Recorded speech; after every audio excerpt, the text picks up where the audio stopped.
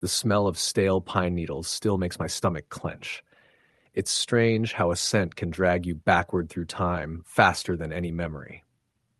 I can be walking through the garden center at a Home Depot in broad daylight, safe as anyone can be, and suddenly I'm back in the Roosevelt National Forest with the cold weight of dread sitting just under my ribs. Because what happened to us out there didn't vanish with sunrise. It settled into us, quiet and patient, like the forest itself had found a way to leave a mark. We weren't kids, we weren't drunk, we weren't inexperienced. We were three competent adults, me, my older brother Mason, and our lifelong friend Kyle, who all thought of camping as second nature. I had just turned 27 at the time, working in Fort Collins as a mechanic. Mason was 31 and an electrician. Kyle, 28, taught middle school science and had the kind of enthusiasm that made you forget his job involved wrangling seventh graders all day.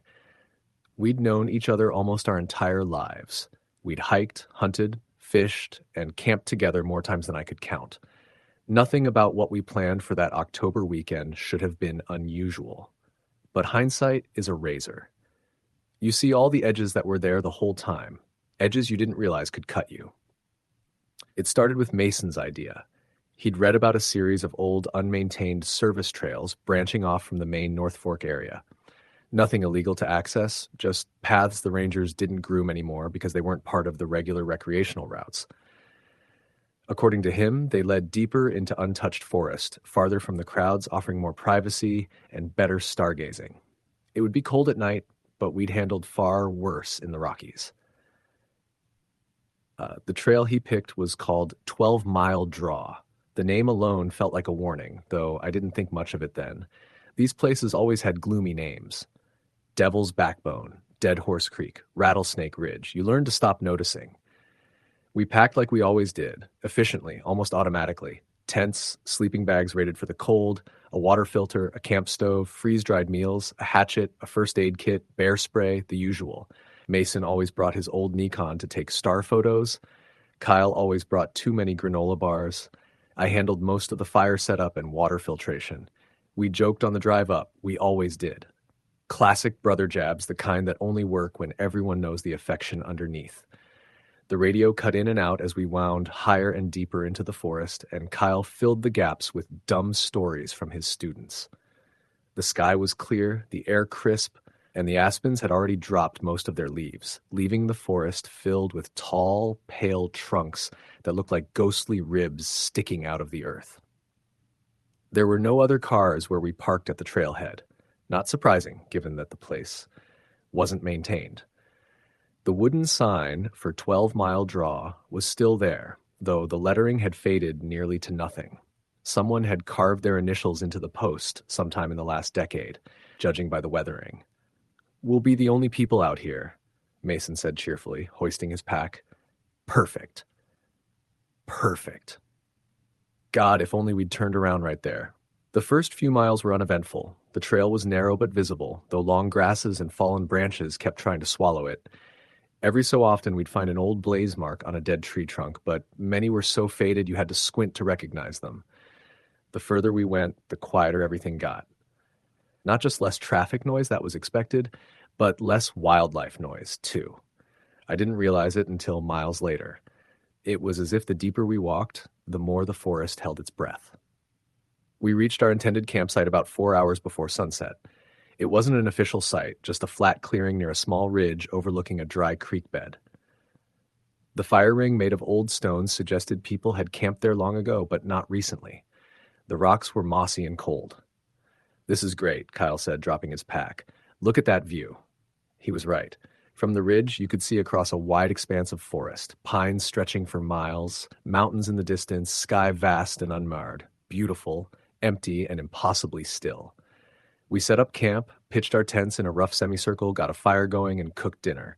Everything felt routine, familiar, even comforting. But a few small things were off. First, Kyle kept mentioning hearing something in the trees. Not an animal. He'd grown up hunting with us and knew the sounds of deer, elk, coyotes, even bear cubs. He said it sounded like footsteps, human footsteps, slow ones. Not circling us, just pacing at a distance, somewhere beyond the ridge. Mason and I brushed it off at first. Sound travels strangely in the mountains. Echoes play tricks on you. Kyle accepted that explanation with a shrug, but he kept glancing into the darkening woods like he expected someone to emerge at any moment. Second, the forest felt like it was shrinking around us as the sun went down. Not physically, of course, not like the trees moved, but the air changed. The silence grew heavier. The temperature dropped faster than usual for mid-October, and the shadows between tree trunks thickened until they looked almost liquid. By the time the stars came out, even I felt unnerved. We talked by the fire for another hour, but eventually the cold and the fatigue pushed us into our tents. The forest was dead quiet when we zipped up for the night. No crickets, no wind, no rustling, the kind of silence that presses into your ears until your own heartbeat sounds too loud. I don't know what time it was when I woke up. Sometime deep in the night, my throat was dry, my bladder was screaming, and the forest wasn't silent anymore. Someone was walking around our campsite, slow, dragging footsteps through the pine needles. I froze, not instantly, but slowly, as my brain climbed from half sleep into full awareness. At first, I thought it was Mason or Kyle, but there was something wrong about the way the steps moved, too heavy for Kyle, too uneven for Mason. The pacing circled the fire pit, then wandered near the tents, pausing between them. I held my breath, too afraid to unzip my tent. The footsteps stopped inches from my tent door. I could hear breathing, but it wasn't human breathing. It was wrong. Wet sounding, ragged, inconsistent, like someone coughing through a throat full of fluid. Each inhale rattled, each exhale gurgled. Then something brushed against the nylon of my tent, just a fingertip, lightly dragging down the surface. I didn't move. I didn't blink. My lungs burned from holding my breath.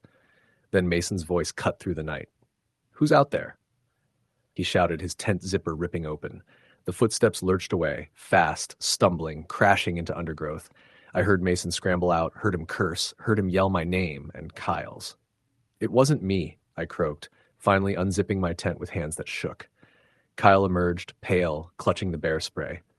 "What the hell was that?" he whispered. We scanned the tree line with our flashlights. Nothing.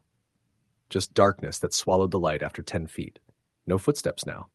No breathing, no movement, only the thick silence returning like a heavy blanket. "We should pack up," Kyle whispered, "right now." Mason shook his head. "No way. Could have just been some random hiker or someone messing with us." "At 2 a.m, Kyle shot back. "In the middle of nowhere?" I sided with Kyle. Something about the way those footsteps moved, the way that breathing sounded, nothing about it felt like a normal person. "Let's wait till sunrise." Mason finally conceded. "We'll pack up then." None of us slept the rest of the night. We sat by the fire pit, wrapped in jackets, bear spray, and a hatchet close at hand, listening for any sound in the forest. But the thing, whatever it was, never came back. When dawn came, we rushed to pack our gear. The air felt lighter again. The forest sounded normal. Birds chirped, wind rustled through leaves, sunlight warmed the clearing. It almost made the night seem unreal. But then Kyle found the footprints. They circled our campsite, just as we'd heard, pressed deeply into the pine needles. They were large, bare, human-shaped, more or less. But wrong, too wide at the toes, and the arch was odd, like the foot rolled inward unnaturally. And several prints were smeared, as if the person or thing dragged or limped. None of us said a word for a long time. "Let's just go," Mason finally said. We set off at a brisk pace, eager to get back to the trailhead. But about 2 miles down the service trail, the blazes vanished. The path gradually narrowed until it simply ended. We doubled back twice, checked our GPS, our compass. Everything said the same thing. We were exactly where the trail should be. But the trail itself was gone. At first, we blamed overgrowth or erosion. That happens. But the more we looked, the more wrong it felt. It wasn't just that the trail ended. It ended abruptly, cleanly, as if cut off, as if the forest had rearranged itself. "Okay," Kyle said, laughing shakily. "That's not normal, right?" "No," I admitted. We consulted our devices again. Mason insisted he knew the general direction of the car, so we continued downhill, bushwhacking. It wasn't ideal, but we weren't far from where the trail should reconnect with the main path.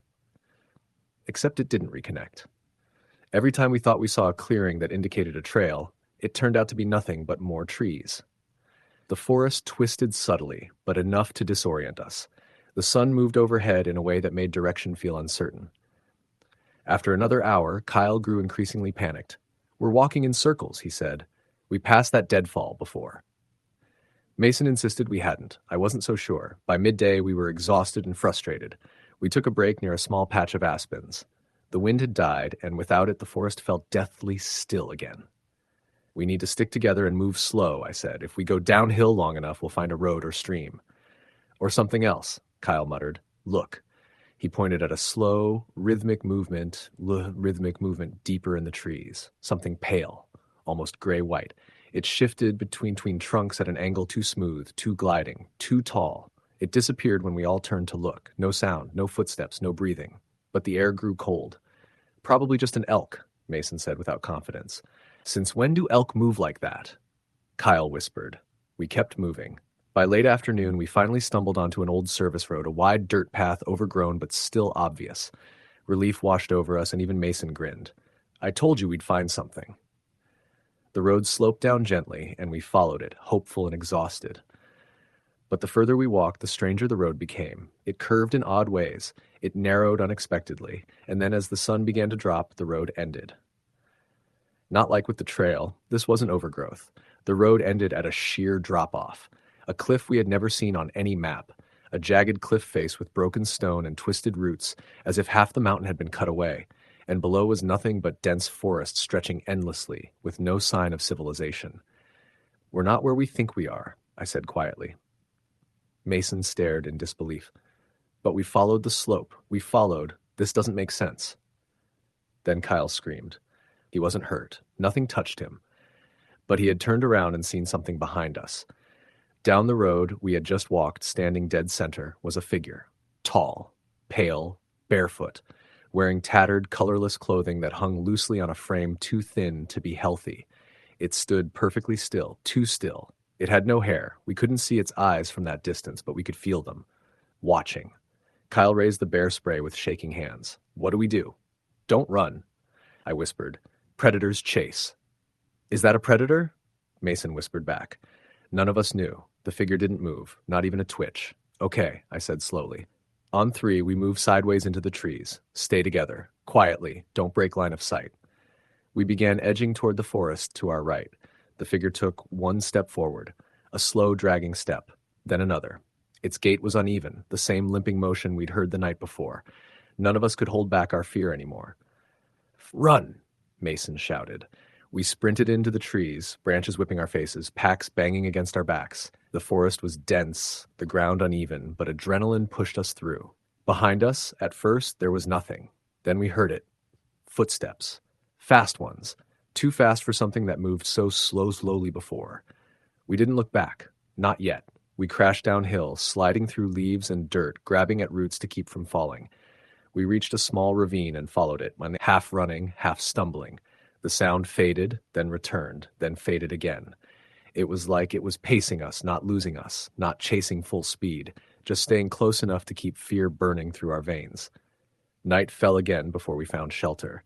We discovered a shallow cave carved into a hillside, not deep, but enough to provide cover. None of us wanted to stop, but moving blindly through the forest in the dark seemed worse. We built no fire. We ate nothing. We just sat in the cold, huddled together, listening to the forest. Every so often, from somewhere in the dark, we heard a single dragging step, sometimes a wet, rattling breath, sometimes nothing. At one point, hours into the night, something touched the rock at the cave entrance. Just once. A soft tap like a fingernail. Kyle started crying quietly. Mason gripped the hatchet until his knuckles went white. I held the bear spray like it was holy. We didn't sleep. When dawn came, the tapping was gone. The forest was quiet again. We left the cave as soon as it was bright enough to see. We kept moving downhill, too exhausted to talk, alert with a kind of numb fear that felt like it had settled into our bones. Around midday, we finally heard something that didn't belong to the forest. An engine. Weak, distant, but real. We followed the sound desperately, crashing through brush until we reached another road, this one unmistakably maintained. Gravel. Tire tracks. A signpost. The sign read, "County Maintenance Road 48, authorized vehicles only." We collapsed onto the gravel, laughing, crying, shaking. We weren't safe yet, but we were close. A service truck rolled up minutes later. An older man in a county uniform staring at us like we were ghosts. He asked where we came from. We told him we'd been camping off 12 Mile Draw. His face went pale. That trail's been closed for years, he said. Landslides made the whole area unstable. People got lost out there, some never found. We didn't tell him about the figure. We didn't tell anyone. He drove us back to our car, and we left without looking back at the forest. For weeks after, the three of us barely spoke about the trip. Mason insisted it was some deranged hermit. Kyle thought it was something else, something not quite human. I wasn't sure. I still don't know. But sometimes late at night, when the world is quiet, I swear I can still hear it, that dragging step, that wet, rattling breath, and I know deep down that it remembers us, and it's waiting. Story the end. The wind pushing through the pines carried a sharp October bite, the kind that only settles over the mountains after sunset. I remember thinking it felt colder than it should have for early fall, but at the time I didn't care. I was just glad to be out of the city for a few days. My older brother, Mark, had invited me on a camping trip in the Ouachita Mountains of Arkansas. 3 days, 2 nights, just the two of us like when we were teenagers. No wives, no jobs, no real responsibilities. Just us, a tent, a fire, and the open woods. We had driven in from Little Rock, and by the time we parked at the trailhead, the sun was already dipping low. The trail we planned to take wasn't an official one. Mark had found it through some hikers' forum, supposedly an old Forest Service road that had overgrown into a narrow path. He liked the idea of finding a secluded spot where no one else would be around. I didn't mind. Being alone in the woods had always been comforting to me. But looking back, I sometimes wonder if that trail was abandoned for a reason. We loaded our packs, locked the truck, and started up the path. It was rougher than I expected. Roots snaked up like veins, and stones rolled underfoot, but it felt untouched, like stepping into something older. The trees grew close together and threw long shadows across the leaves. After about half an hour, the woods grew strangely quiet. No birds, no insects, nothing. Just the crunch of our boots and the sound of our breath. "Feels too dead out here," I muttered. Mark shrugged, shifting his pack. "Means no people, gives us better odds of seeing wildlife." I didn't argue, but something about the silence lodged in my stomach. Even deep in the woods, there are always little sounds. Rustling, chirping, something. But this felt like the world had taken a breath and forgotten to let it out. We hiked until dusk before finding a flat clearing beside a small creek. The place looked perfect. Tall pines circling us, smooth earth for the tent, and water close enough for washing or drinking. We set up camp, built a fire, and cooked sausages on sticks like kids. It felt good, simple, familiar. But sometime after dark, while we sat by the fire, I heard something upstream. A splash. Not big, but too big to be a fish. "Did you hear that?" I asked quietly. Mark nodded. "Probably a deer." But his voice didn't sound confident. The fire crackled. I listened hard. The woods stayed quiet except for the steady moving of the creek. After maybe a minute, the sound didn't repeat. We stayed alert for a bit, then eased back into talking. Nothing serious, just catching up, telling stupid stories. We turned in around midnight. The creek outside had helped me relax, steady, rhythmic, almost hypnotic. But sometime in the night, something woke me. I couldn't tell what. My eyes snapped open and my mind felt immediately alert. I lay there, not moving, breathing through my nose, listening. I heard it again. Footsteps. Slow, careful, deliberate.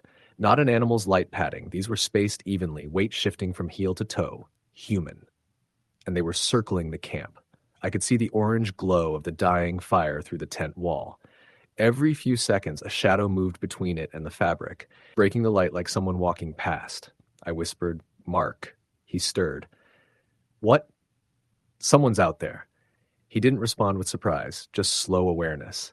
He lifted his head, listening. The footsteps continued, soft but undeniable. "What the hell?" he breathed. The fire sputtered outside, throwing shifting light. One of the shadows paused directly in front of the tent, a tall shape, not moving, just standing. My heart hammered so loud I was sure it could be heard. I felt every pulse in my throat, palms sweating despite the cold. The shadow leaned. The fabric of the tent dented inward like a finger, or something larger pressing lightly against it. Mark's hand found mine in the dark, a silent message. "Don't move." The pressure disappeared. The footsteps resumed. Then, after maybe 10 seconds, they moved away toward the woods, fading until I could no longer hear them. We didn't sleep the rest of the night. At dawn, we unzipped the tent and scanned the clearing. No footprints, no broken branches, no sign anyone had been there. But the dirt was packed and covered in pine needles. Maybe that made sense. "What do you think?" I asked. Mark shook his head. "I don't know. Could have been a ranger or something." "Do rangers sneak around camps at night?" "No, but who else would be out here?" I didn't answer. Still, we didn't pack up. We had come out here to relax, and neither of us wanted to abandon the trip so soon. We convinced ourselves it had been an illusion. Maybe the firelight cast weird shadows. Maybe we heard animals and imagined footsteps. Humans explain things away easily. It's a survival mechanism. The day went smoothly after that. We hiked farther up the trail without packs, took photos, joked around. By afternoon, we were sitting by the creek, washing up and enjoying the cold water on our hands. That evening, we rebuilt the fire, cooked dinner, and tried to shake off the night before. But as the sun went down, the woods grew quiet again. Too quiet. No crickets, no owls, just like yesterday. Mark stared into the darkness. "I don't like this silence." "Me neither." The fire crackled loudly in the stillness. We kept talking just to fill the air with something, but the unease was heavy. Around 10, we heard movement again. Not footsteps this time. Something rustling the brush across the creek. Slow but steady. Branches shifting, leaves crunching. Something, or someone, moving through the dark. We stood and angled our flashlights toward the noise, but the beams hit nothing but black tree trunks and endless brush. "Hello," Mark called out. "Is someone out there?" Silence. Then the rustling stopped. A moment passed, 2, 3, until from the darkness across the creek a branch snapped. Not a small twig. A branch. "Back to camp," I whispered. We didn't run, but we moved fast. We stoked the fire high and sat with our backs to each other, scanning the tree line constantly. Nothing approached. The woods stayed still. Finally, around 1 in the morning, exhaustion forced us into the tent. We kept our lantern dimly on, sitting upright in our sleeping bags. The quiet was suffocating. Minutes stretched. Then, from behind the tent, we heard breathing. Slow. Heavy. Close enough to almost vibrate the nylon. I felt cold sweep through every limb. The breathing grew louder, like whoever or whatever was inches away. Then came a dragging sound, something gliding lightly across the back of the tent. Mark whispered, barely audible, "We're leaving at sunrise, no matter what." I nodded, unable to speak. The breathing continued for over a minute, though it felt like hours. When it finally stopped, we didn't dare check. We stayed frozen, awake until the sky lightened. At dawn, we burst from the tent, knives drawn. But again, nothing. No prints, no disturbed soil. The woods looked the same as before, innocent, undisturbed, mocking. We began packing immediately. While Mark collapsed the tent, I gathered what was left of our food and gear. I circled the campsite once, scanning for anything out of place. That's when I noticed something across the creek. A figure. Standing among the trees, not moving, watching. My throat tightened. I squinted hard, but the figure stood far enough that its details blurred. It looked tall, very tall. Shoulders narrow, head slightly tilted, like trying to understand what it was seeing. "Mark," I whispered without taking my eyes off it. He walked up beside me. The moment he saw the shape, his whole body stiffened. "What the hell is that?" We didn't wait to find out. We grabbed our packs and bolted up the trail, heading back the way we came. The path seemed longer, twisting in ways I didn't remember, but adrenaline kept us moving fast. For the first hour, we didn't hear anything. Then we both stopped simultaneously. Behind us, deep in the trees, but unmistakable, footsteps. Not running, walking, same deliberate pace as the night before. "We're not stopping again," Mark hissed. We pushed forward harder. My knees ached, my lungs burned.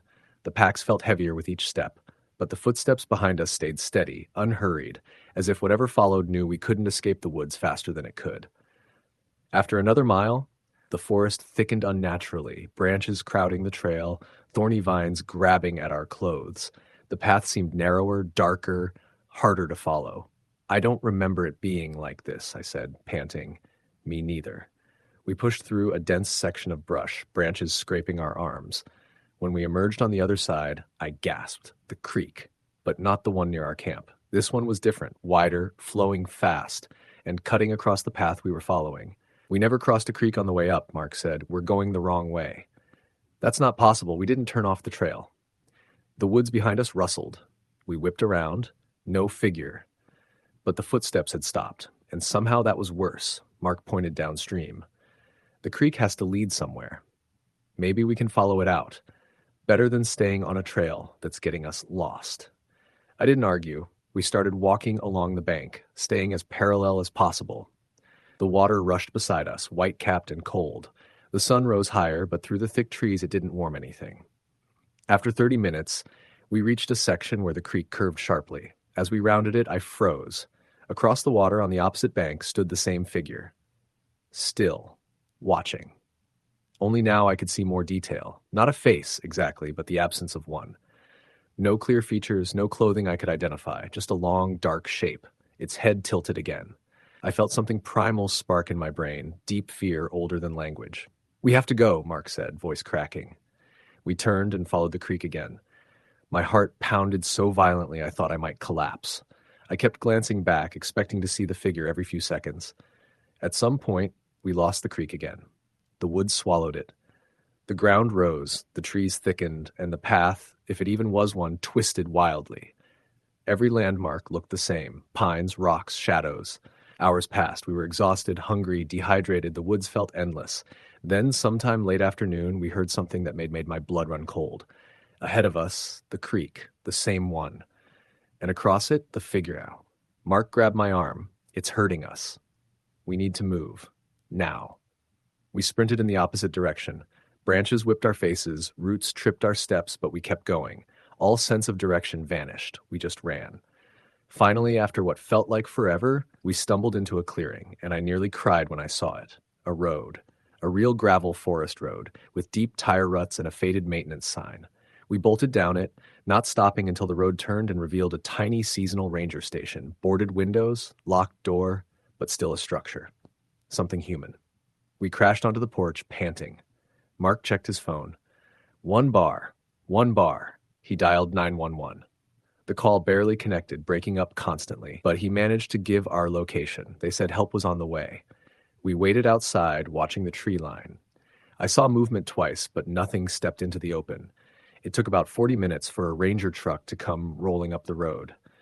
When the ranger got out, a middle-aged woman with a badge and a skeptical expression, we practically collapsed with relief.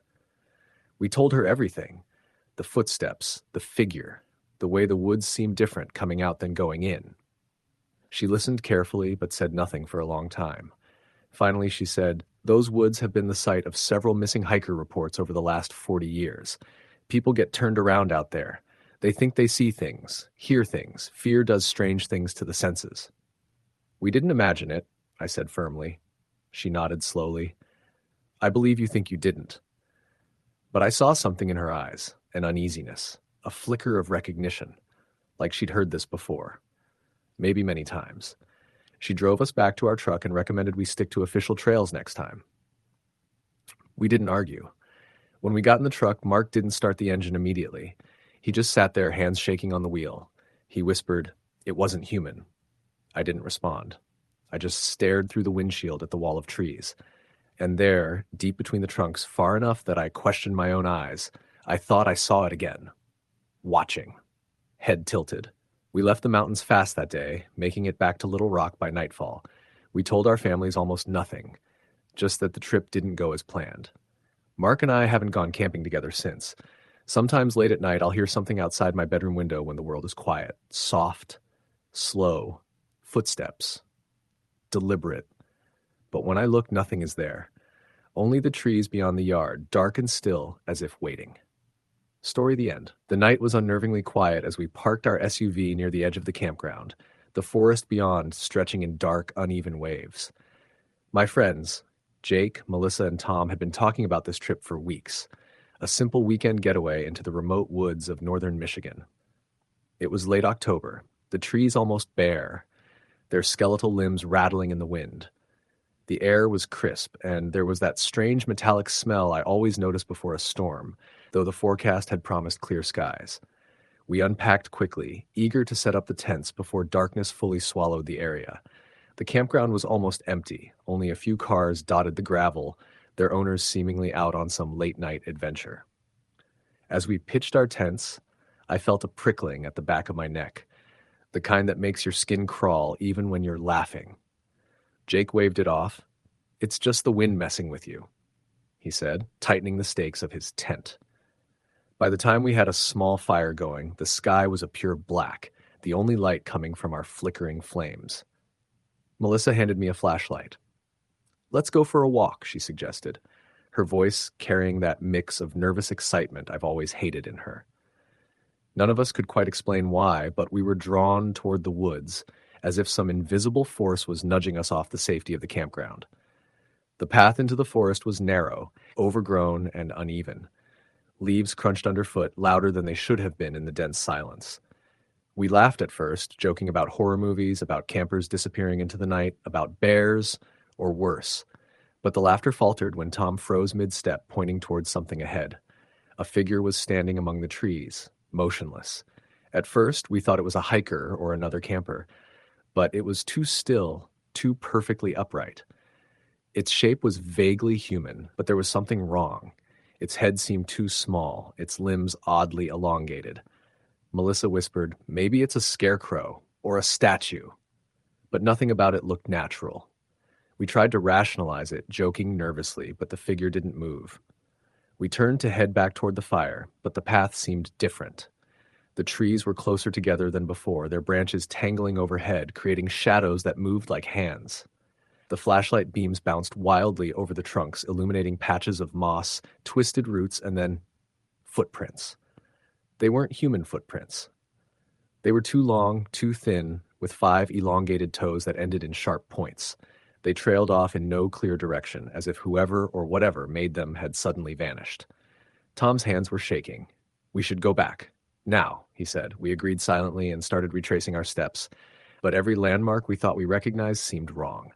The forest had changed. The path had shifted. When we finally broke through the trees, we expected to see our fire. Instead, the campground was gone. The SUVs, the tents, the faint orange glow of the campfire, all of it had vanished, replaced by darkness and the cold smell of damp earth. A low, almost inaudible humming filled the air, like hundreds of tiny insects vibrating in unison. It was coming from everywhere and nowhere at once. Panic set in. We ran blindly, tripping over roots and rocks, our voices echoing but unanswered. Then we saw them. Eyes. Dozens of them, glowing faintly in the underbrush, watching us. They didn't blink, didn't move, just watched. We ran faster, screaming, until the forest opened up slightly and we found the SUV. But it wasn't ours. This one was old, rusted, with cracked windows and a thick layer of dust. The keys were in the ignition. Melissa tried to open the door, but it was locked. Then we heard the sound behind us. Footsteps. Slow, deliberate, crunching through leaves. We spun around, but no one was there. The eyes were gone. We decided to run deeper into the woods, hoping to find a road or a trail. Hours must have passed. The sky remained an impenetrable black, though we could hear the occasional distant hoot of an owl or rustle of a deer. Then faintly we saw it. A light. A cabin, small and rustic, with a single dim lantern swinging on the porch. Relief surged through us. Shelter. Safety. We approached cautiously. The door creaked open before we could knock. Inside was nothing. No furniture, no signs of habitation, just a cold, dark room. And then the walls. The walls were covered with photographs. Hundreds of them, pinned and tacked haphazardly, showing campers. People in tents, people by fires, people laughing, people looking terrified. And there we were, in some of the photos from moments before we'd even seen them outside. Melissa screamed, and we spun around. The door had closed behind us. We tried it. Locked. The lantern swung violently, though there was no wind. The humming was back, louder, coming from the walls, from the floor, from everywhere. Suddenly, the photographs started moving. The camper's eyes in the photos flicked open, glowing faintly, staring directly at us. One by one, the images twisted, morphing, stretching into grotesque shapes, mouths opening in silent screams. Something was crawling out of the walls, like shadows gaining mass, like the darkness had teeth. Jake grabbed my arm. "We have to break a window," he shouted. We threw ourselves against the nearest one, but it wouldn't budge. The shadows surged closer, and I could feel their cold touch against my skin, like icy fingers brushing my arms. The humming became a voice, whispering in unison, speaking in a language that felt like it was inside my head, not my ears. Then the lantern went out. Complete darkness. I felt myself being pulled backward, dragged along the floor. Screams erupted around me, but they weren't ours. They were coming from the walls, from the photographs. I kicked and clawed, and suddenly we were thrown through the cabin door, landing hard on the wet ground outside. The cabin was gone. Just forest. Just trees. We ran blindly again. Hours later, or maybe minutes, time had lost meaning. We stumbled onto a road. A car approached, headlights blinding. We waved frantically. It slowed, then stopped. The driver looked at us strangely. "You folks lost?" he asked. We explained, gasping and shaking. He nodded slowly. "You're lucky you found the main road. That forest, people disappear there all the time, never in the same spot twice." We didn't ask questions. We got into the car. As we drove away, I looked back once. In the trees, I thought I saw the figure, standing among the branches, small head tilted, watching us leave. We never spoke of it after that. We tried. But sometimes at night, when I'm alone, I see shadows in my room and hear that same low humming, like the forest is still calling me back. Melissa moved to another state. Jake joined the military. Tom, I don't know where Tom is. Last I heard, he disappeared for 3 days in a small town, claiming he was being followed. None of us ever camp again. And yet every time I pass a forest, I feel it. The eyes, the pull, the whispers. That place is still out there, waiting, watching. Story the end. The gravel popped under the truck tires as we rolled off the highway and onto the narrow Forest Service road, evening light bleeding orange through the tree line. Aaron leaned forward in the passenger seat, elbows on the dashboard, squinting like he could see the campsite from a mile out. The guy had been talking about this trip for weeks, how we'd finally get a break from work, how the three of us, him, me, and Tyler, needed a reset after the brutal summer at the warehouse. I didn't disagree. By then, every day felt the same. Clock in, sweat, clock out, crash. A few nights under the stars sounded like medicine. But there was a chill that evening. Not cold, not really, but sharp, like stepping into a room where someone had been arguing. The truck slowed as I eased over a rut deep enough to swallow a tire. The forest grew denser the farther we went. Pines stacked tight, shadows stretching long and jagged across the road. I rolled the windows down to catch the air. It smelled like sap and damp soil, but something else too. A faint metallic tang that didn't fit. "You smell that?" I asked. Tyler, sprawled in the back seat with his boots propped up, sniffed loudly. "Smells like a damn Christmas tree. Quit being weird." "No," I said. "You don't smell the—" "Dude, it's the woods," Aaron cut in. "Relax, we're almost there." But I didn't relax. Every mile deeper twisted my gut a little tighter. We reached the clearing about 10 minutes later. It wasn't an official campsite, just a flat patch of land near an overgrown trailhead beside Lake Henley, a lake so small it barely made most maps. That was part of the appeal. Quiet, empty, no RVs, no families blasting country music at 1 a.m., no kids screaming around a fire pit. "Perfect," Aaron breathed. We unloaded. The sun dipped behind the ridgeline and left the sky streaked pink and purple. Tyler cracked open a beer before he even finished pitching his tent. Aaron's tent went up neatly, like he'd practiced it. Mine sagged at first, the poles bent in ways they shouldn't, but after a few curses, I got it standing. A chorus of cicadas rose around us. Something moved through the tree line, just a quick rustle, but it was enough to break the rhythm. "What was that?" I asked, straightening up. "A squirrel," Tyler said, rolling his eyes. "Maybe a raccoon. We're in nature, man." I didn't answer. Not then. We built a fire, lit it, cooked cheap hot dogs, and joked about work. Tyler imitated our supervisor's nasal voice. Aaron talked about some girl he'd met at a brewery last month. I drank and laughed and tried to shake the unease that had been stuck to me since we entered the forest. As the night deepened, the wind died. The fire crackled loudly in the stillness. Even the cicadas had settled into a softer drone. I stared at the dark woods beyond our firelight, feeling watched. Sound traveled strangely here, bouncing back quiet and flattened like it came from underwater. We stayed up late. Around midnight, Aaron yawned hard. "I'm turning in," he said. Tyler stretched. "Yeah, one more beer then I'm crashing." I sat alone for a while after they went to their tents. The fire had dimmed to a glowing bed of embers. Above me, the sky opened into a bright scatter of stars. For a moment, everything felt right, the kind of peace you only get far from anything man-made. Then I heard it. A crunch. Footsteps, slow, coming from behind me. I spun in my camp chair. Hello? The sound stopped. The trees were silent, black columns stretching into deeper black. Hey, I called louder. Someone out there? Nothing. I grabbed the flashlight, clicked it on, and swept the beam through the trees. Branches, ferns, brush, nothing else.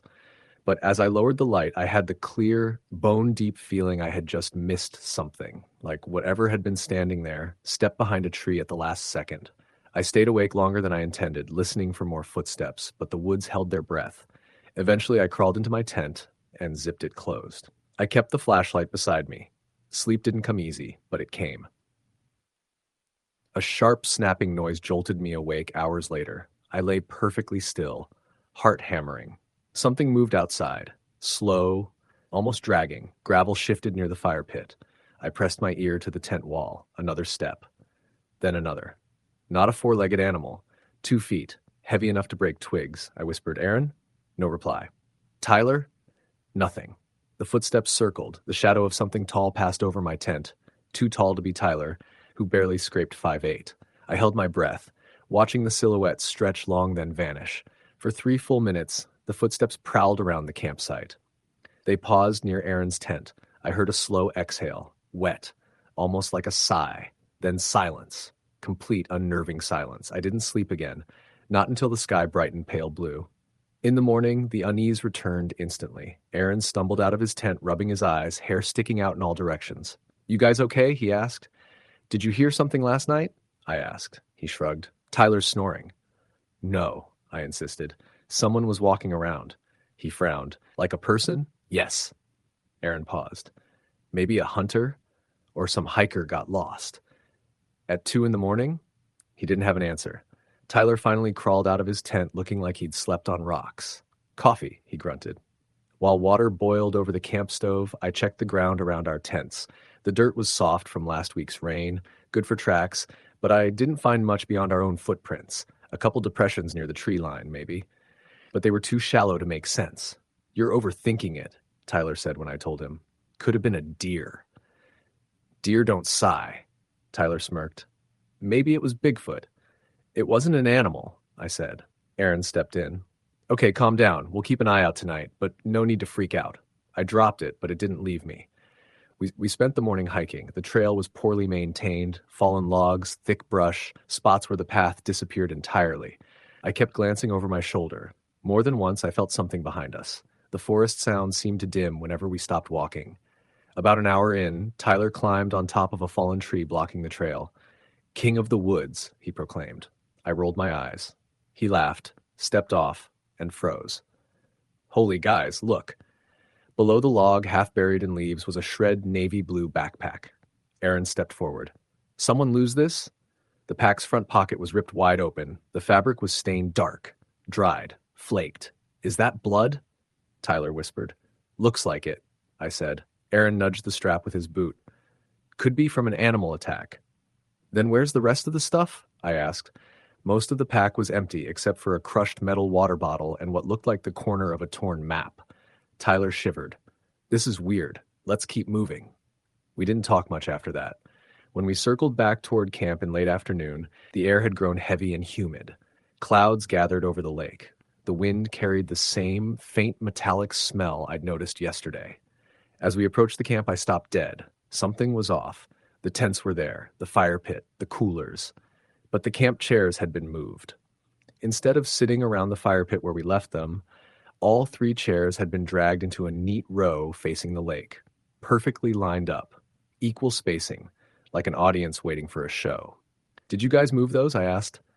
Aaron shook his head slowly. No, I didn't either, Tyler said. We stood still for a long moment. The lake rippled in a breeze too faint to feel. Then Tyler forced a laugh. Probably some other campers messing with us. Aaron looked around. There's no one else out here. We don't know that, Tyler said quickly. Maybe someone came by while we were hiking. Then why move the chairs? I said. None of us answered. I walked to the chairs and saw the drag marks in the dirt, long, clear lines cutting through the pine needles. Something strong enough to pull them had done it, and recently. We ate dinner early that night, but none of us really felt hungry. The air felt tight, snarled with the electricity of an incoming storm. Clouds bruised the sky, thunder rolled across the lake. The forest seemed to lean closer. The three of us sat around the fire again, but this time we kept our flashlights nearby, our voices low. Maybe we should pack up in the morning, Aaron said. Tyler frowned. It's fine, just some weird crap. It's not like someone's stalking us. Well, Aaron said carefully, someone moved the chairs. And walked around the tents, I added. Tyler hesitated. Okay, that part is creepy. Another rustle came from the woods. We all froze. A moment later, a twig snapped, then another, then quiet. We're not alone, I whispered. Tyler grabbed his flashlight and stood. I'm checking it out. Aaron grabbed his arm. Don't. We're not going to sit here scared like kids. Before we could argue more, rain began to fall in slow, heavy drops. The fire hissed. Tyler backed toward us. Okay, he said. Maybe let's just go to bed. We put out the fire, didn't want lightning feeding on dry wood, and retreated to our tents. Rain hammered hard. Wind tore through the branches. The storm swallowed every other sound. I lay awake again, muscles tight, listening. A few times I thought I heard something between the cracks of thunder. Something deliberate, but I couldn't be sure. Eventually, I slept. A scream tore through the night. I shot straight up, heart slamming my ribs. Help! It was Tyler. I scrambled out of my tent into the storm-soaked dark. Rain stung my skin. Lightning flashed. Tyler's tent had collapsed, poles bent inward like something had crushed it from above. He clawed his way out, slipping in the mud, eyes wide with animal terror. Something was touching the tent, he gasped, pulling it down. Aaron burst from his tent. What happened? I don't know. It was pushing down like hands. Another flash of lightning, and in that instant the tree line lit up. A silhouette stood between the trunks, tall, wrongly tall. Its limbs hung too long, too narrow, its head too high above its shoulders, like someone stretched a person upward but forgot to fill them in. Then darkness swallowed it. Tyler screamed again. What the hell was that? Aaron grabbed his arm. Get to the truck. Now. We half ran, half slipped over wet pine needles. Mud pulled at our boots, thunder shook the sky. By the time we reached the truck, all three of us were shaking. But when Aaron jammed the key into the ignition, nothing happened. He tried again. Click. Again. Click, click. Battery's dead? Aaron yelled. How? It was fine yesterday. Lightning flashed again. For a split second, the woods behind us lit up, and I saw it again. Closer. Standing almost at the edge of the clearing, shaking, twitching, like it wasn't used to its own body. We need to go, I shouted. We can't. Aaron snapped. The truck's dead. Tyler grabbed the door handle and slammed his fist. We're trapped. We're trapped out here. The silhouette stepped forward. I grabbed Tyler. The tents? Grab your stuff. We need flashlights, knives, anything. No, Tyler yelled. We can't go back there. But Aaron was already running to the tents. Cursing, we followed. Lightning flashed again. This time the clearing looked different. Wrong. Because now there were footprints. Hundreds of them. All around the tents. The fire pit, the chairs, footprints that circled, overlapped, traced figure eights. Bare footprints, long, narrow, almost skeletal. Jesus Christ, Aaron whispered. Jesus. Something snapped a branch to our left. Something heavy. Tyler backed toward me. We're dead. No, I said. We're going to the road. Now. The road? Aaron said. It's miles away. Do you want to stay here? He didn't argue. We grabbed the flashlights and bolted. No plan, just pure adrenaline forcing our legs to move. Rain blurred the path. The storm turned the trail into a sliding mess of mud and roots. Every few steps I glanced behind us. The flashlight hit only trees. Then, movement. Tall, shaking, following, not running, but never losing ground. We hiked fast for nearly an hour, maybe more. Time bent under fear. The storm rolled east, leaving us soaked and freezing. Thunder faded to a distant growl, but the footsteps never stopped, even when we paused to catch breath. Especially then. They would echo from somewhere behind us, slow and deliberate, like it didn't need to hurry. At one point, Tyler slipped and fell hard. Aaron and I pulled him up, but he cried out in pain. My ankle. I think it's twisted. We can't stop, I said. Lean on us. Go. We pushed forward, but the footsteps grew louder. Dry leaves crunched, branches bent. I shined my flashlight back and froze. The silhouette was closer. Maybe 40 feet away. It stood perfectly still, one arm hanging too low, its head cocked at an angle that made my spine lock. Its chest rose, slow like breathing took work. Run, I whispered. We ran. Tyler limped heavily. Aaron and I practically dragged him. The forest thinned, then thickened again. The trail forked in unfamiliar directions. More than once, I feared we'd lost the way back to the road. A sound echoed through the trees. Not footsteps, a voice, barely above a whisper. Help me. We stopped cold. Tyler turned wide-eyed. Who said that? Help me? It wasn't behind us. It was ahead, somewhere deeper in the woods. Don't follow it, I said immediately. Whatever it is, don't answer. But Tyler shouted, Who's there? The whisper shifted. Help me. It sounded like a recording of a voice, not the real thing, repeating. Weak, wrong. Aaron grabbed Tyler's arm. That's not a person. Something moved to our right. I swung the flashlight toward it, and the beam caught the silhouette again, 10 feet away. Its face, or where its face should be, was smooth. No features, no eyes, no mouth. But the skin was stretched gray and thin, like someone vacuum-sealed flesh over bone. Its chest rose again, then its head jerked sharply. Help me. This time the voice came from it. Tyler screamed. The silhouette moved. Slow but certain. We ran without direction, just away. Branches whipped our faces. My lungs felt like they were tearing. Tyler cried out with every step on his bad ankle. Aaron swore under his breath nonstop. Another branch snapped behind us. Then another. Then the whisper again. Closer. Help me. We burst into another clearing and froze. Because we weren't alone, a tent sat in the center of the space. Old, faded, mold creeping up the sides, fabric torn in places like it hadn't been used in years. Tyler whimpered. What is this? Aaron pointed with a shaking hand. There's something inside. A lump pressed against the tent wall. Human-shaped. Still. No, I said. We're not going near. The tent wall twitched. Something inside shifted.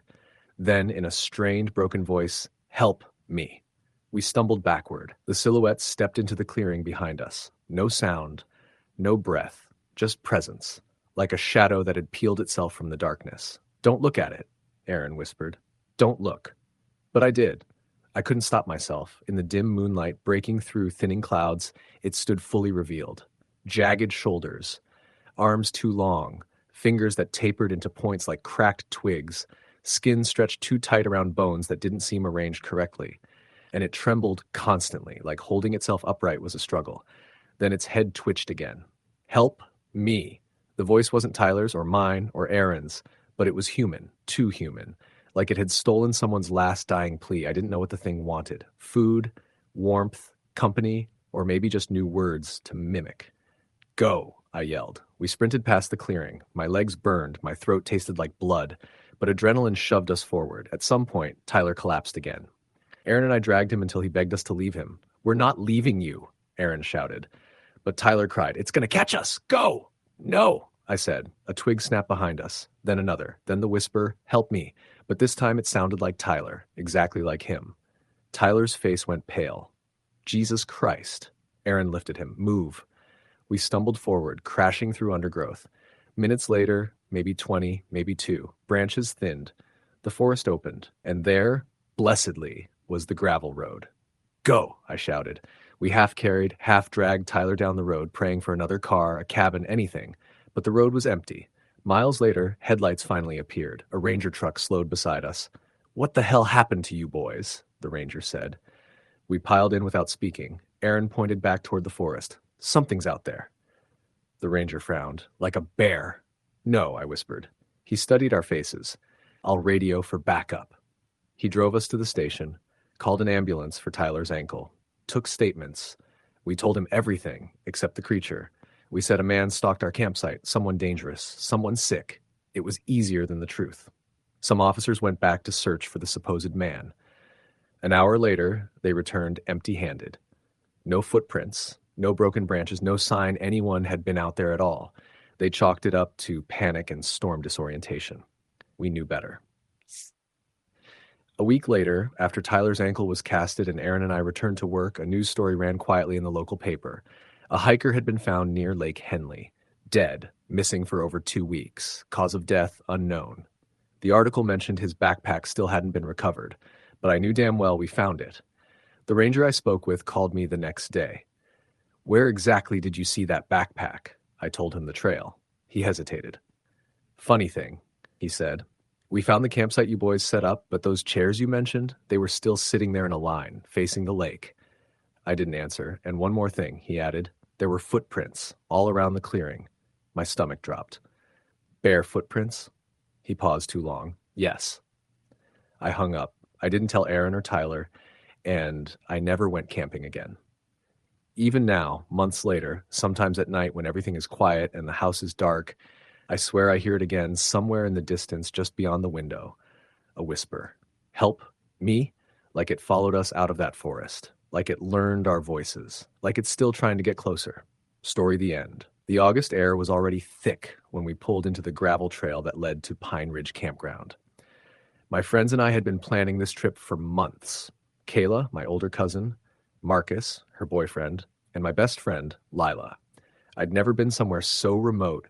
The car's tires crunched over loose stone, then gave way to a narrow path lined with towering pines that stretched into a sky clouded by late afternoon haze. We set up camp in one of the more secluded sites, Site 17, according to the faded wooden post at the entrance, tucked away down a side loop of the campground so that few travelers came by after midday. It felt perfect. Isolated, peaceful, like a place you could escape. Kayla and Marcus carried in the tent and the cooler. Lila and I lugged firewood and chairs.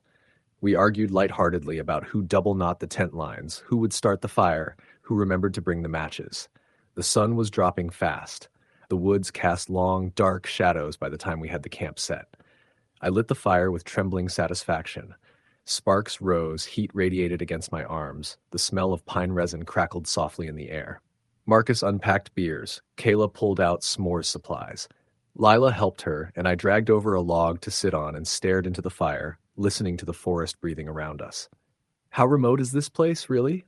Lila asked after a moment, her voice low. Pretty remote, I said. No cell service for like half a mile at least. According to the map, there's a ranger station 2 loops over, but it wasn't clear how often anyone checks this side. She nodded slowly, glancing up into the darkening canopy. I like it. The first night passed without incident, save for the usual forest sounds. The hoot of an owl, occasional rustling of small creatures in undergrowth, insects buzzing. We slept under the open sky, the crackling fire keeping us company until we decided to bed down. I don't remember dreaming much, but when I woke before dawn, there was an almost silent motion beyond the camp's perimeter. A figure, maybe, there and gone so fast I thought I imagined it. Did you see that? I whispered, nudging Lila. She blinked. What? I saw someone, I said softly. Over by the trees, maybe 10 yards off. She swung her head toward the darkness. Maybe just a deer. Maybe, I said, but I felt the weird prickle of something watching. We didn't talk about it in the light of day. In the early morning, the forest seemed friendly, the way it felt when you grew up camping every summer. We drank coffee, cooked bacon, told half jokes, half lies like friends do. We planned a hike for later in the day, a 3-mile trail that circled a small lake nearby. We left mid-morning. The trail was overgrown in places, but passable. Light filtered through dense leaf canopy. We laughed as branches brushed our shoulders, counted chipmunks, saw a doe standing across the lake's rim, watching quietly. The water was mirror calm. When I skipped a rock, it made tiny ripples that faded quickly. At the far end of the lake, we found a little clearing. Someone had made a crude bench out of logs, and beside it, a rusted old fire pit. Someone had camped there before. Maybe years ago, they'd left behind a few kindling bits of wood, an old tin can, and what looked like the remains of a melted plastic water bottle. Kayla squatted by the pit, poking at rust. People do camp out here sometimes, she said, but maybe not many. Marcus stuck his hand in his pocket and pulled out his phone. No reception. He frowned. I want to mark this spot. It's kind of pretty. He tapped on the Maps app until a warning popped. No GPS signal. Cannot mark location. He sighed, pocketed the phone. We stayed there for nearly an hour, lounging on logs, eating trail mix, dipping our feet in cool lake water. The day was perfect, quiet, gentle. On our hike back, though, we noticed something odd. Footprints. Deep human footprints, fresh-looking, pressed into the damp soil beside the trail. Not animal, but definitely human. And they were large, like someone heavy. Do you think someone's living out here? Lila asked, her voice uneasy. Could be a bushcrafter, I said, or someone camping illegally. Marcus shrugged. Doesn't bother me too much. We're not trespassing. They're just probably doing what we are, being out here. But I didn't feel reassured. The footprints were too crisp, too new, not like someone passed through days ago. They curved off the trail into thick underbrush. That night, after dinner, we gathered around the fire again. The sky was clear, the moon half full, and the woods around us cast great black silhouettes. I thought about the footprints. What if someone's living in these woods? I said quietly. Kayla laughed a little. Then that someone should be packing heat. Marcus frowned. We should keep our food locked in the car at night, just in case. And we should have a lookout. Lila shrugged. We're fine. But we weren't. Later, I woke to the sound of branches snapping, not close so much as just eyed the circle of the campfire's glow. Something heavy, walking, then silence. I stiffened, heart pounding. The fire was nearly dead, the logs blackened. I nudged Kayla. Someone's out there, I whispered. She squinted into the darkness, her face pale in the moonlight. I don't see anything. We stayed silent a few minutes, listening. Then I saw something. Movement. A shadow, flickering just beyond the ring of trees. It vanished. We sat very still, too afraid to light another fire log, too afraid to make noise. After several minutes, when the forest held its breath, nothing more happened. I convinced myself I was imagining things, just forest illusions. But when I drifted back to sleep, I dreamed of heavy boots stepping in mud, breathing, and someone standing at the edge of the darkness, watching. The next day we woke early again, more cautious. I couldn't stop thinking about those prints. We debated whether to pack up and leave, but no one would mention it outright. Lila said we should stay another night. She said she loved being away, that this was what summer was for. Marcus said okay, but he rearranged the campsite. He moved our food cooler deeper into the tent flap, and he set up a makeshift tripwire. I didn't know what he'd rigged exactly, but he liked tinkering, and he was confident. The second afternoon, I insisted on exploring more. We followed a faint animal trail beyond the lake we hiked the first day. It twisted into thickets, then opened up to a clearing with a battered old shack, half collapsed, wooden boards dark with mildew, roof sagging. It looked abandoned. Oh man, Lila said. This is creepy. Kayla shushed us both. Don't call attention to it. I stepped closer. The door was half off its hinges. Inside, dust motes floated in rays of light, old furniture strewn, a metal bed frame, a threadbare mattress, a broken mirror propped on the wall. In the mirror's rim, I saw smeared handprints, like someone had pressed their hands there in a hurry. Someone had lived here once, maybe recently. I felt a sudden wash of chill. The forest was oppressive in that clearing, strange winds stirring leaves, though we weren't anywhere near a breeze. This is so sketchy, I said loudly, but Kayla grabbed my arm, whispering, just be quiet. Marcus stood beside me, shining his flashlight into the shack's corners. There's no one here now, he said. No sign of fresh food or anything. But in a corner, half hidden under rotting boards, was a rusted canister, like a propane tank or maybe a fuel container. It was streaked with what looked like dried mud or possibly dried blood. Lila gasped softly. Is that blood? I swallowed. There was an old photograph on the floor, faded and curled. We picked it up on shaky fingers. An image of a man and a woman standing in front of a cabin. Not great detail, but you could tell they looked worn, wild. Their eyes were dark. The woman's dress looked old, like 1950s or 60s, and the man stood behind her with one arm around her. The photo felt heavy, like it carried a story. Somewhere in the woods, distant, I heard a branch crack. We froze. Kayla hissed, time to go. We backed out quietly, hearts racing.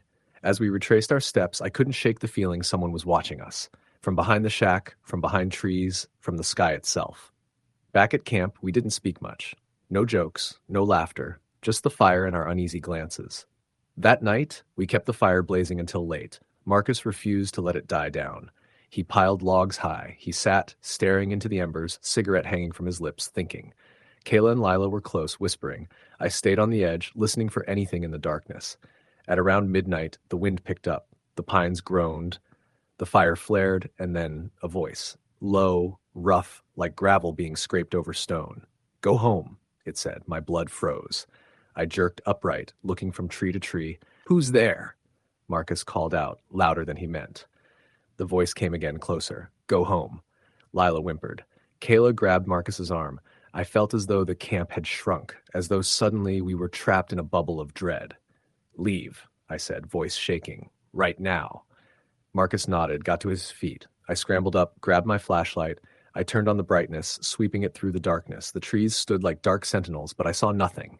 No person, no animal, just shadows, the firelight dancing across them. Then, from the far side of camp, a snapping sound. Branches breaking close, fast, something walking, something heavy. We all stood frozen. The voice came again, whispering, close now, almost indistinguishable from the wind. Go home. Marcus dropped his cigarette, stamped it out on a rock. He picked up a log and held it like a weapon. Who are you? He shouted. Silence. Then a low chuckle, like someone amused. The fire flared again as a gust of wind rushed through. And for a moment I thought I saw someone, a tall figure in the darkness, just on the edge of the trees. They melted into the shadows. We stayed wide-eyed until the fire burned low, until the crackling died to embers, and the trees around us whispered. None of us said anything else. We huddled together in the tent, the mesh walls shielding us just enough, but we didn't sleep. I lay awake, listening to breathing outside the tent, to the soft scrape of wood, to the silence. Dawn came painfully slow. When it finally arrived, weak and gray, we unzipped the tent flap. The forest looked harmless in daylight. Birds sang, leaves rustled in a gentle breeze. But our stuff was different. The cooler was tipped over, food containers open, crumbs everywhere. Our chairs were shifted slightly. It wasn't likely animals. Bears don't open coolers so neatly, I thought. And the tripwire Marcus made? It had been tripped. His little makeshift alarm rang once more, then broke silent. Marcus cursed. Someone's been here. Lila looked like she might cry. We need to go. Kayla nodded. We pack now. We moved faster than we had. I cleaned up, collected gear, stuffed everything into the car. The tension was thick. No one relaxed. When the car was packed, Kayla and Marcus double-checked that nothing was left behind, that nothing was disturbed beyond what might have been critters. But I knew better. As we hit the road, I glanced back at the campsite. Something flickered behind the trees, like a shadow. My stomach clenched. I forced myself to look away. We drove out without incident. The gravel trail spat our tires into the main road. We passed a ranger truck parked by a fork. The ranger waved at us and then drove off. We didn't stop. By the time we were home, the woods felt like a dream. The air in the city was stale, the noise of traffic unfamiliar. I kept expecting to see dark limbs of pine against the sky when I drove, but there was none of that. Later, we tried to laugh about it. At first, we treated it like a story to tell, things we probably imagined, but I couldn't shake how real it had felt, how wrong it felt. A week after we returned, I called the National Forest Office asking for ranger logs. I told them I wanted to report a weird incident. They asked for campsite number, date, description. My stomach turned when I gave them Site 17. The ranger on the phone sounded hesitant. We don't get many reports from that loop, he said. And the last ranger who walked that side told me he'd seen footprints out there once, but he couldn't explain them. They were huge, human-sized prints. They said they would send someone out to check, but when I called back a few days later, they said no irregularities had been found. They claimed no shack, no footprints, nothing. I showed the photo I had taken of the old photograph in the shack to Kayla and Lila and Marcus. They looked at it, unsettled. But when they came over to my apartment, we found that the picture was smudged in my camera, a ghostly stain, like half of it melted into the background. Lila said she felt foolish. Marcus refused to believe someone actually lived in those woods. Kayla said maybe it was just a wild camper who moved on. But I couldn't let go. Months later, I went back, alone. I drove 2 hours, then hiked 4 miles into the forest to reach where Camp 17, or what I thought was Camp 7 should have been, but it wasn't there. The clearing where we pitched, it was gone, overgrown, reclaimed. The fire ring, nothing, just a patch of scorched dirt, circulating among pine needles as though the fire had never burned. I found the lake again, but the trail to the shack, it didn't match. The landmarks were slightly off. The clearing where we'd seen the shack was replaced by a thicket of young fir saplings. No old boards, no broken mirror, no photo. I stumbled across the clearing we'd rested in on our first hike of that trip, the one with the wooden bench. Except the bench wasn't there anymore. And the fire pit? It looked freshly disturbed, but rotten at the same time, like it had been rebuilt by someone, then abandoned. I sat there, my heart pounding, staring at where the shack once stood. I felt like I was losing something real. But maybe that was what someone or something had wanted. When I called the forest office again, I told them what I'd found. They insisted I was looking in the wrong place. They said campsites shift, that nature reclaims. They thanked me for reporting and assured me they'd pass along my concern to higher-ups. I left that day, uneasy, unsettled, feeling watched from the trees as I walked back out. In my car, I didn't breathe until I turned the key. When I reached the highway, I kept my speed steady, glancing in the rearview mirror for something in my back seat, something I feared I had brought with me. Weeks later, I ordered a topographic map from the Forest Service and overlaid it with satellite images. I compared our campsite number, our hikes, everything. According to their recorded data, no structure, no cabin had ever been logged in that exact spot. No old shack, no building permit, no wilderness permit. Nothing. Some friends say I'm hallucinating, that scary wood stories are just that, stories. Others think maybe I was trespassing on land someone didn't want me on, someone who lives out there permanently, undocumented and reclusive, far beyond the reach of park officials. I've heard that before, of people living off-grid in national forests, hermits, ex-cons, people hiding from the world. But would one of them scare campers away with those whispers, those go home warnings? Would someone keep their home so hidden, so secret, that when someone tries to find it again, it vanishes? I've replayed that trip 1,000 times in my mind, especially the second night when that voice whispered in the darkness and when I saw that figure. I still hear something when I close my eyes, branches scraping, breathing, footsteps outside the circle of campfire glow. Last week, Marcus called. He sounded pale, nervous. He said he looked at his hiking boots in his apartment, and there were fresh mud stains under the soles, dried but unmistakably wet at some time. He hadn't worn those boots since we came home. Maybe it's nothing, he said, voice cracking. But it freaked me out. I brought them to the laundromat, I cleaned the mud off, but I don't know. Lila emailed me last month. She sent a voice memo, just 15 seconds of audio. Whispered, "Go home." It was quiet, low, like wind, but unmistakably a voice. She said she'd been dreaming about the forest again. I've considered going back with someone else, or a team, or a camera crew. Maybe we could document the shack. Maybe we could find traces. But part of me is terrified what we might uncover. Part of me wonders if what we saw was real, or if I somehow imagined it. At night, sometimes I swear I hear whispers outside my apartment window, footsteps in the hallway, branches tapping on glass. But maybe that's just fear. Maybe that's memory. Still, I never feel quite safe when I close my eyes, like something is waiting just beyond, in the woods, watching, whispering. Go home. Story the end. The night was unnervingly quiet as we parked our SUV near the edge of the campground, the forest beyond stretching in dark, uneven waves. My friends, Jake, Melissa, and Tom, had been talking about this trip for weeks, a simple weekend getaway into the remote woods of northern Michigan. It was late October, the trees almost bare, their skeletal limbs rattling in the wind.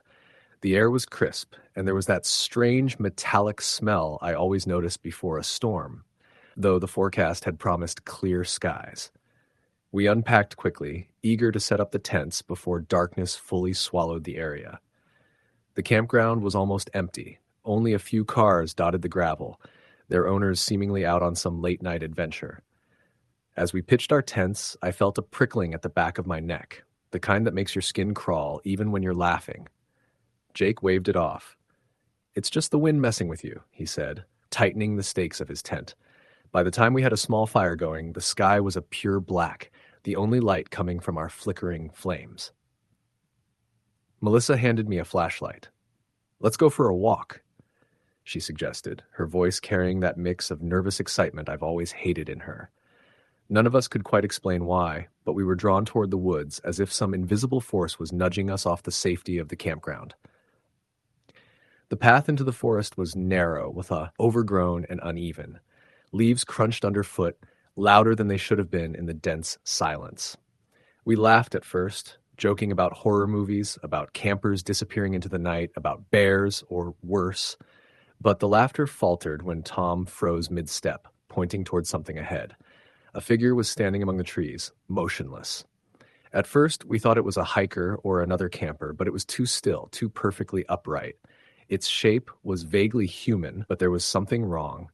Its head seemed too small, its limbs oddly elongated. Melissa whispered, maybe it's a scarecrow or a statue, but nothing about it looked natural.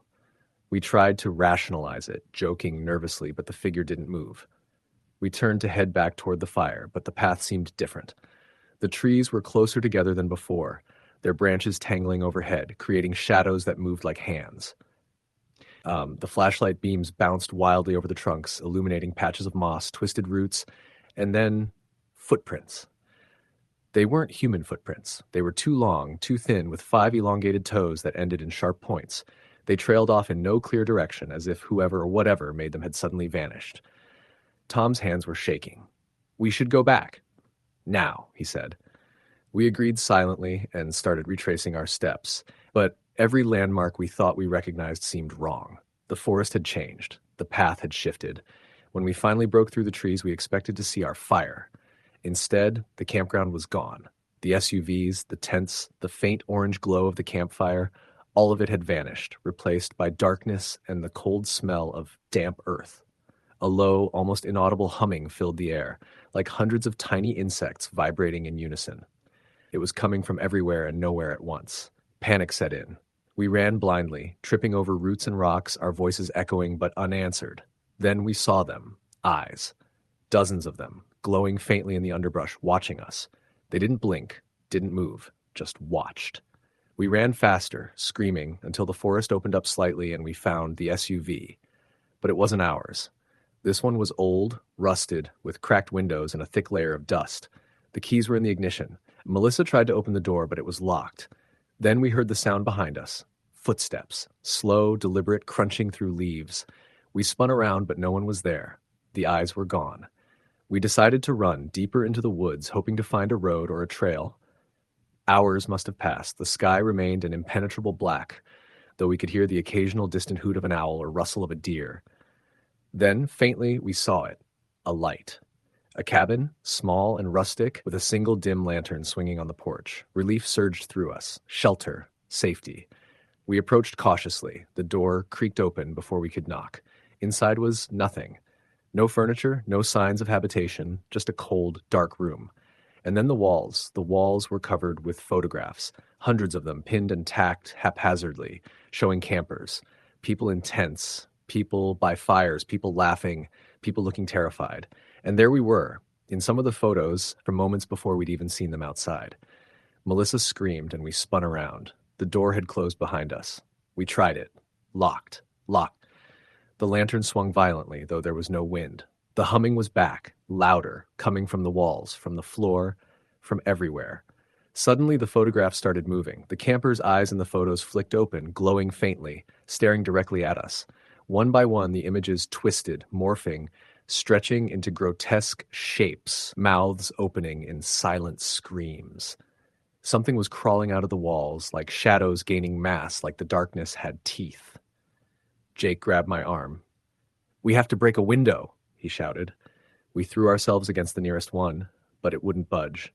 The shadows surged closer, and I could feel their cold touch against my skin, like icy fingers brushing my arms. The humming became a voice, whispering in unison, speaking in a language that felt like it was inside my head, not my ears. Then the lantern went out. Complete darkness. I felt myself being pulled backward, dragged along the floor. Screams erupted around me, but they weren't ours. They were coming from the walls, from the photographs. I kicked and clawed, and suddenly we were thrown through the cabin door, landing hard on the wet ground outside. The cabin was gone. Just forest. Just trees. We ran blindly again. Hours later, or maybe minutes, time had lost meaning. We stumbled onto a road. A car approached, headlights blinding. We waved frantically. It slowed, then stopped. The driver looked at us strangely.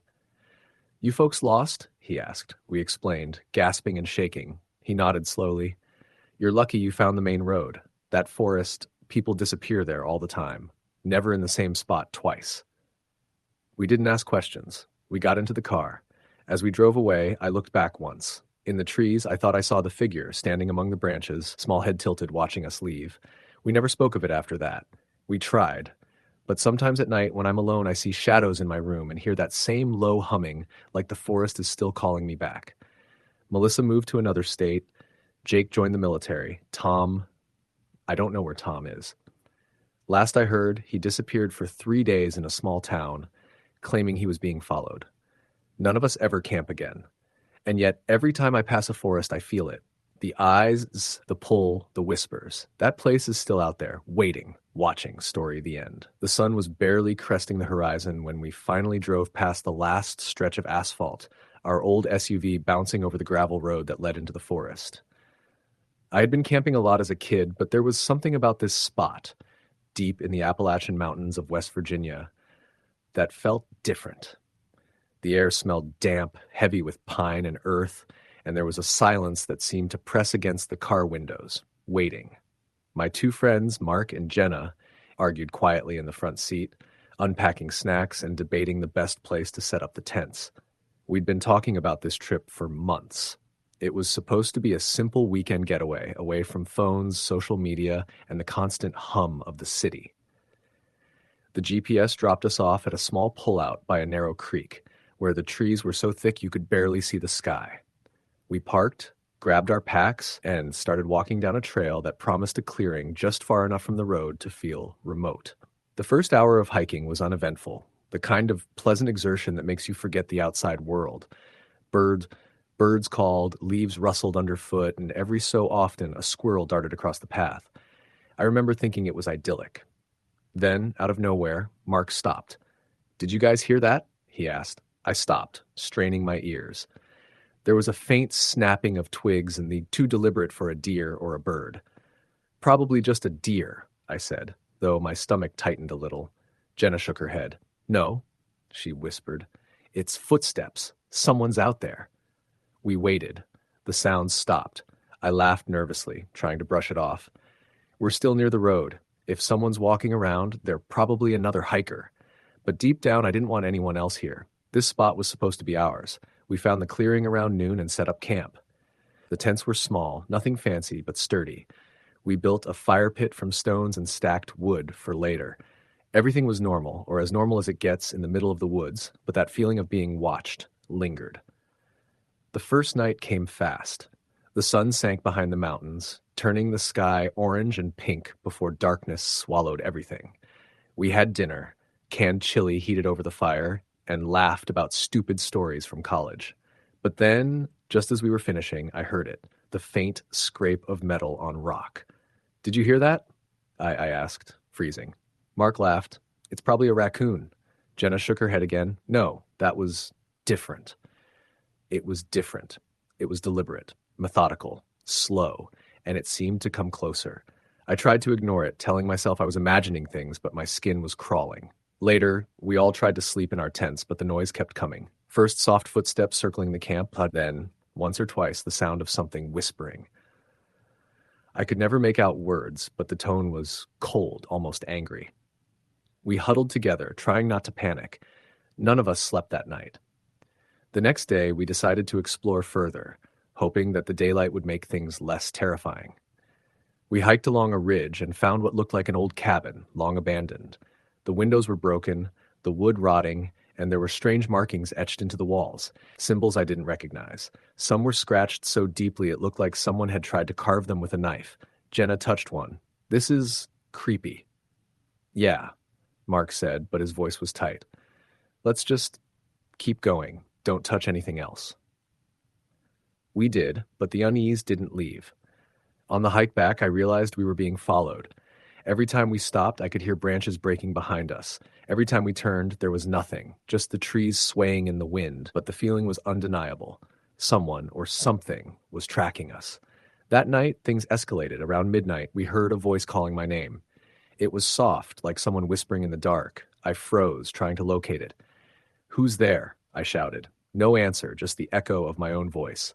Then Mark whispered, "It's calling you. It knows your name." Panic set in. We grabbed our flashlights and shone them into the trees. Nothing, just shadows. But then, in the beam of my light, I saw something, a figure, crouched low, moving unnaturally. It didn't run or walk. It just skittered like a spider over the undergrowth. We ran, all three of us, back toward the creek and the trail. But the further we went, the more we realized something was ahead of us too. The noises weren't behind us. They were in front, waiting. Every step we took seemed to provoke it, like we were being hunted for sport. By morning, we were exhausted. We had circled back to the clearing in the yacht only to find our campsite disturbed. The fire pit was smashed, the tents slashed, and deep gouges marred the ground as if something large had dragged itself across the dirt. Most terrifying, our backpacks had been rifled through, and small items, our matches, a few cans of food, were neatly piled in a row, almost like an offering. We debated leaving immediately, but the nearest road was miles away, and the trail seemed different in the light. It was almost as if the forest itself had shifted overnight. We stayed put, hoping whoever, or whatever, was responsible would leave. The third night brought the worst. Around 2 a.m., there was a sound of someone walking around our tents, then scratching like claws on fabric. Jenna whispered that she saw something peering in at her through the mesh.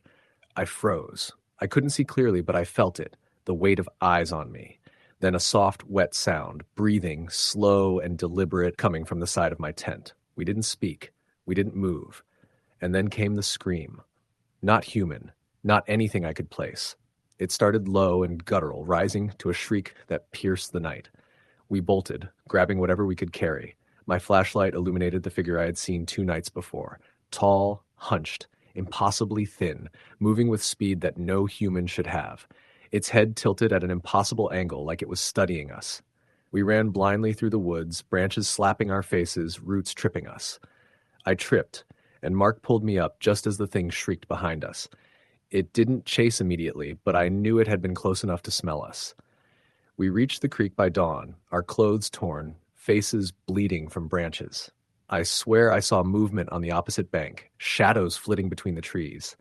When we finally reached the road, shaking and screaming, the SUV looked like salvation. We didn't care that the tires were flat on one side. We threw our packs in and drove, engine screaming, down that gravel road until we hit the main highway. We never went back. Weeks later, I learned from a local ranger that the area had a reputation. Old stories about people disappearing in the woods, cabins burned down, strange carvings found in trees.